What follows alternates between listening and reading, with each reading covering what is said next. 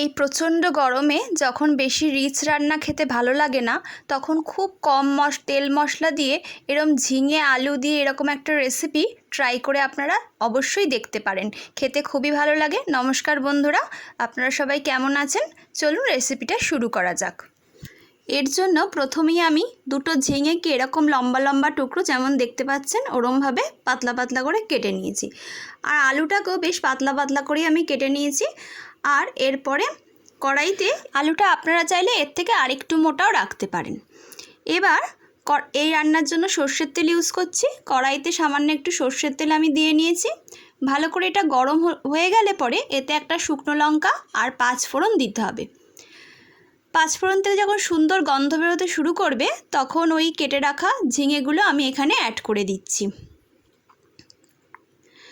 ঝিঙের সাথেই আমি এটাকে আলুগুলোকেও একসাথেই আমি অ্যাড করে দেবো।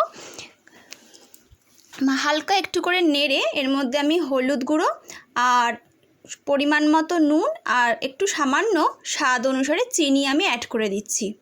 প্রথমেই যেমন বললাম, রান্নাটাতে তেমন কোনো মশলার ইউজ করা হয়নি।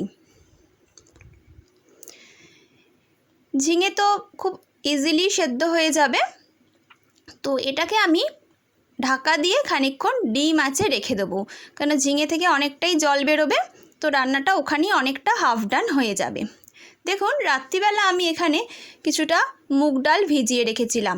4-5 ঘন্টা ভিজিয়ে রাখলেই হবে। তো সেই মুগ ডালের সাথে আমি একটা কাঁচা লঙ্কা আর এক টুকরো আদা নিয়ে ভালো করে ব্লেন্ড করে নিলাম।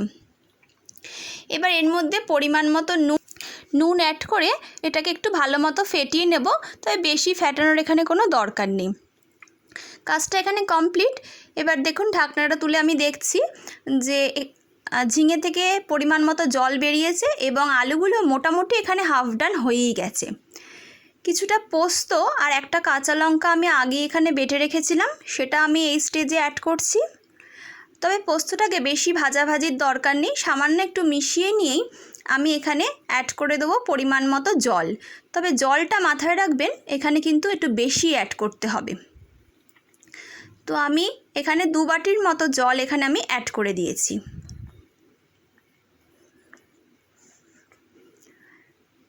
এবার এটাকে ঢাকা দিয়ে খানিকক্ষণ ফুটতে দিতে হবে।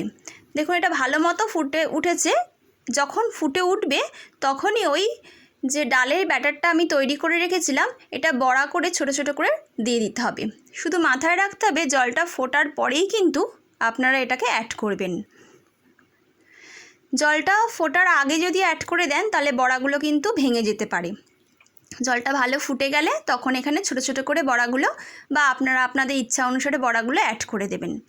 খানিকক্ষণ ঢাকা দিয়ে দিন।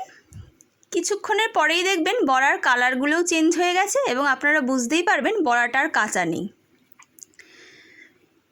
এই অবস্থায় যদি খুন্তি দিই তাহলে কিন্তু বড়াটা একেবারেই ভাঙছে না, আর বড়াগুলো পুরো আলাদা আলাদা আছে আর পুরো কুক হয়ে গেছে। এবার এটাকে নামিয়ে নিয়ে ওপর থেকে একটুখানি কাঁচা সর্ষের তেল দিয়ে গরম ভাতের সাথে আপনারা এটাকে পরিবেশন করুন। অবশ্যই ভাতের সাথে এটা খেতে অসাধারণ লাগবে। আর রান্নাটা করুন এবং আপনাদের কেমন লাগলো খেতে সেটা অবশ্যই আমাকে জানাতে ভুলবেন না। Thank you for watching.